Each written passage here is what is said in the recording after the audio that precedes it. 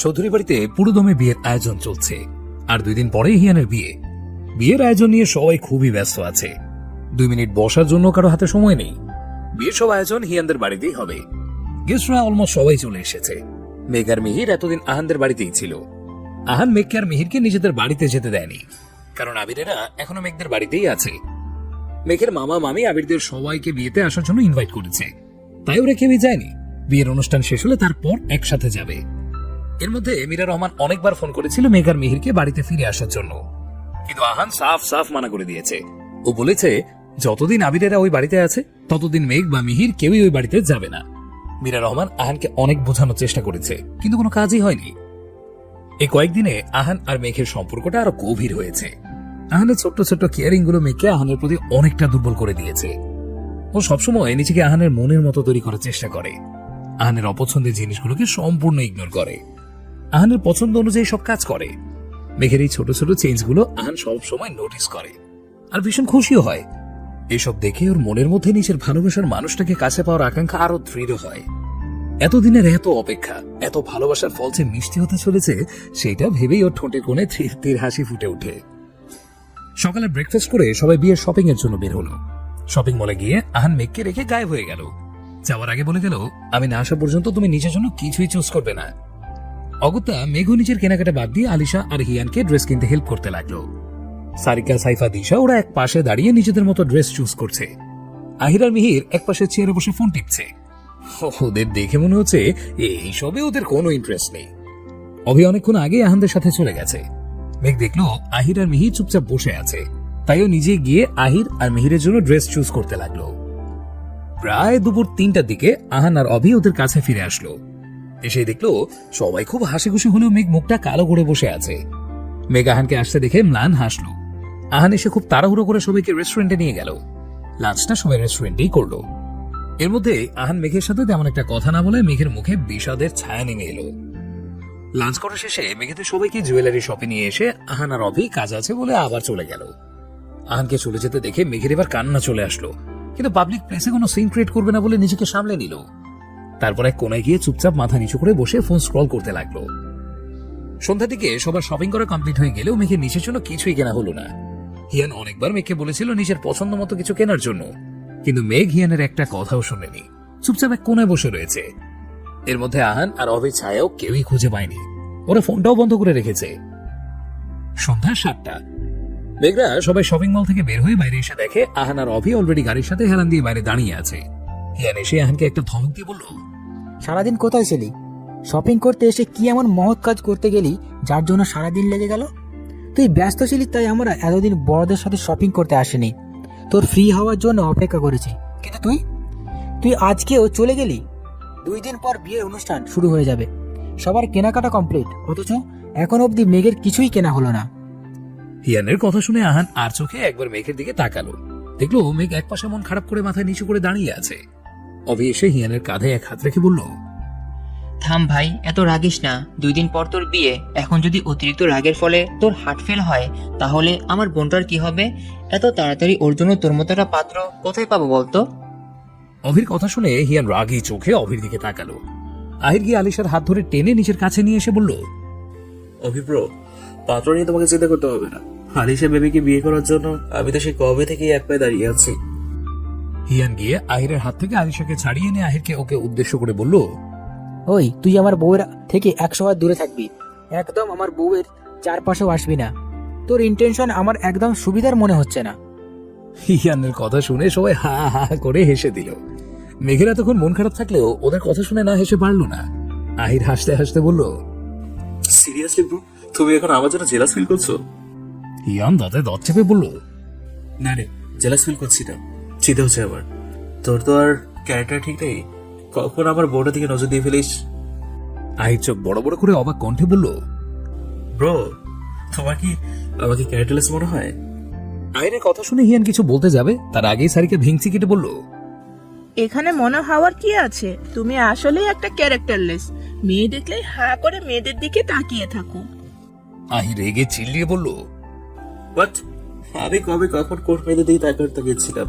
Sorry কর বাচ্চা, আবল তাবল কথা বলে তোকে এখানেই ফেলে চলে যাবো বলে দিলাম। সারিকা রেগে কিছু বলতে যাবে তার আগেই মিহির বলল, ভাই তোরা এখানে আবার শুরু করে দিস না প্লিজ। আমি এমনিতেই খুব ক্লান্ত, এখন আর তোদের এই ক্যাট ফাইট দেখার মতো আমার মুড নেই। সারাদিন হাঁটতে হাঁটতে আমার পায়ের নাট বল্টু ঢিলে হয়ে গেছে, এখন একটু রেস্টের দরকার। মিহিরের কথা শেষ হতেই হিয়ান বলল, হ্যাঁ আমিও খুব ক্লান্ত।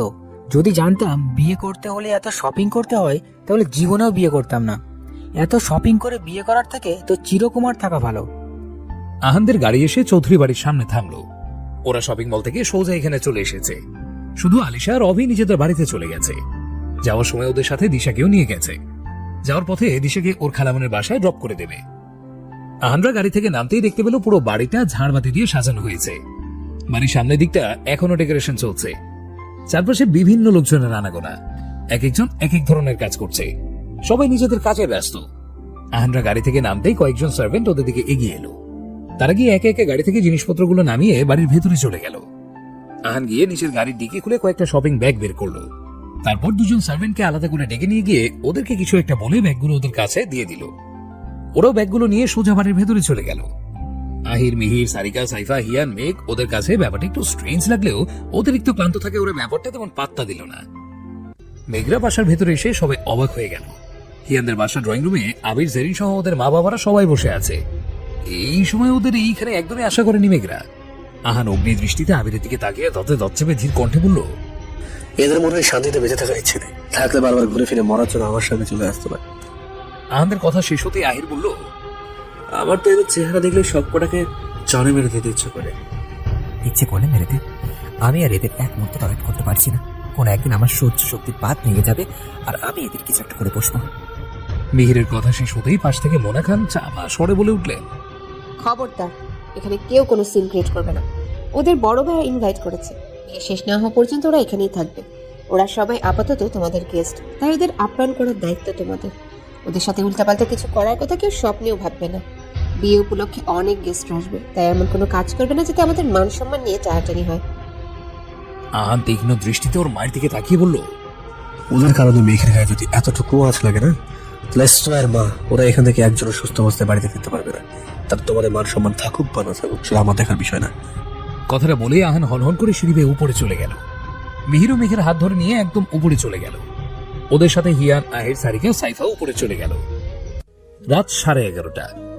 ছাদের এক কোনায় দেয়ালের সাথে হেলান দিয়ে দাঁড়িয়ে কানে ইয়ারফোন গুঁজে চোখ দুটো বন্ধ করে গান শুনছে মেঘ। একফালে চাঁদের রোশনি এসে মেঘের মুখে পড়ছে। চাঁদের আলোতে মেঘের চেহারাটা অসম্ভব মায়াবী লাগছে। হালকা বাতাসে ওর চুলগুলো মৃদু উড়ছে। আজকে আহানের প্রতি বড্ড অভিমান জমেছে মেঘের। খুব কষ্ট হচ্ছে। বুকের বাম পাশটা ভয়ঙ্কর ভাবে চলছে। আজকে সারাদিন তো আহান মেঘের সাথে কথাও বলেনি, তার উপরে এখানে আসার পরেও কথা বলেনি। একবার দেখা অবধি করতে আসেনি।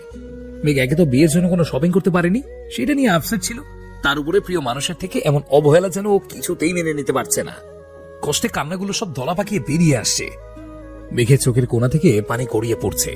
হয়তো প্রিয়জনে দেওয়া সামান্য অবহেলাও মানুষকে ভয়ঙ্কর ভাবে কষ্ট দেয়। চোখ বন্ধ করা অবস্থায় মেঘ অনুভব করলো কারো গরম নিঃশ্বাস ওর চোখে মুখে আঁচড়ে পড়ছে।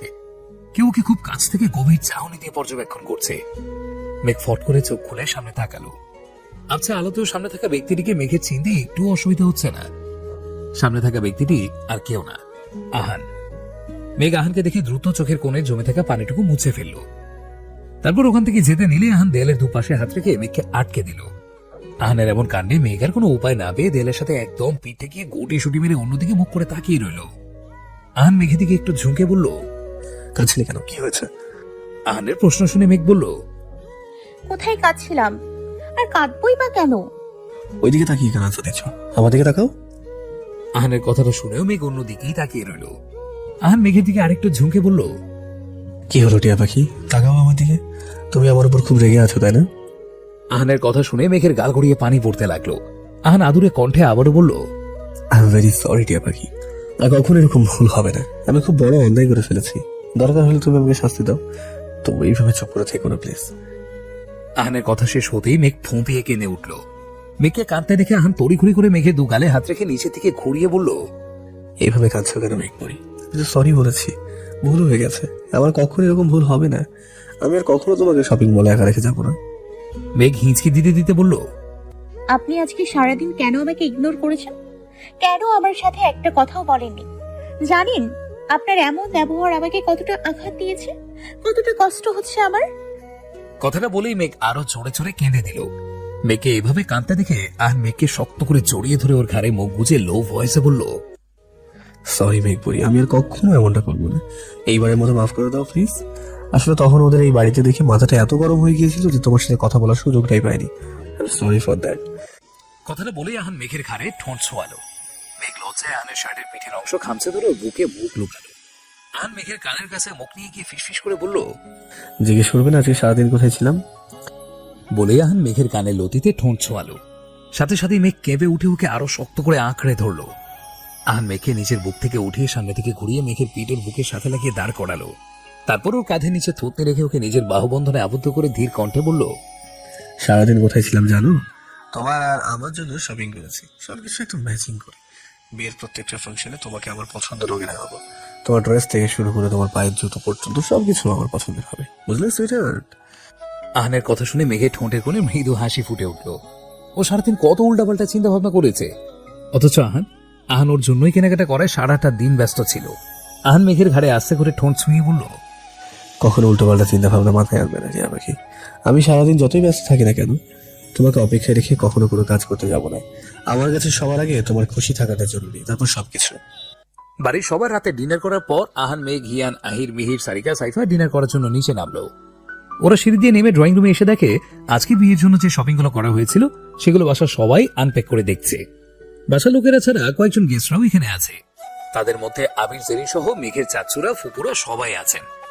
আহানদে নামতে দেখে ড্রয়িং রুমে উপস্থিত সবাই ওদের দিকে তাকালো, কিন্তু ওরা কারোর সাথে কোনো কথা না বলে সোজা গিয়ে ডাইনিং টেবিলে বসে পড়লো। ওরা বসতেই সার্ভেন্ট এসে ওদের খাবার সার্ভ করলো। ওরাও কোনো দিকে না তাকিয়ে নিজেদের মতো করে খাবার খেতে লাগলো। ওনারাও কিছুক্ষণ ওদের দিকে তাকিয়ে থেকে আবার নিজেদের কাজে মন দিলেন। খাবার এক পর্যায়ে মোনা খান মেঘকে উদ্দেশ্য করে বলল, মেঘ, তুমি কিছু শপিং করনি? তোমার ড্রেসগুলো কোথায় গেল? এখানে তো সবারটাই আছে, কিন্তু তোমারটা তো কোথাও দেখতে পাচ্ছি না।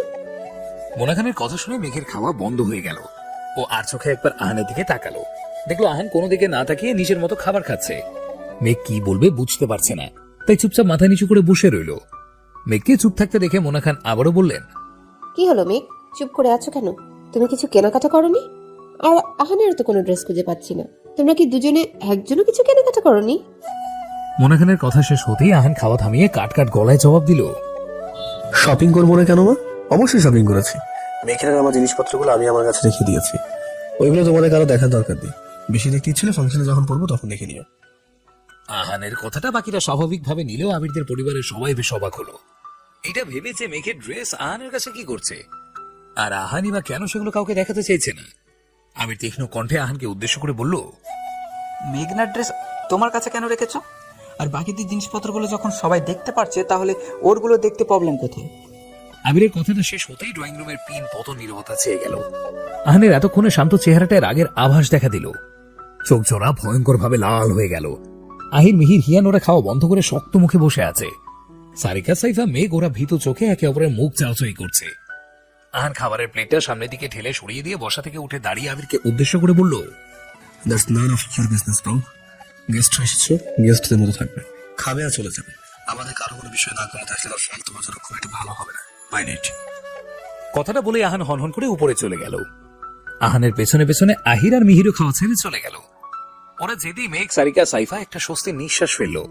ওরা ভেবেছিল হয়তো এক্ষুনি ভয়ঙ্কর কিছু একটা ঘটে যাবে, কিন্তু অল্পের উপর দিয়ে সবকিছু ঠিক হয়ে গেছে এটা ভেবেই ওদের ভয়টা দূর হলো। হিয়ান বসা থেকে উঠে দাঁড়িয়ে হাঁটতে ধুয়ে ড্রয়িং রুমে গিয়ে আবিরের সামনে দাঁড়িয়ে শান্ত স্বরে বলল, আহানকে প্রশ্ন করার স্পর্ধা ভবিষ্যতে আর কখনো দেখিও না।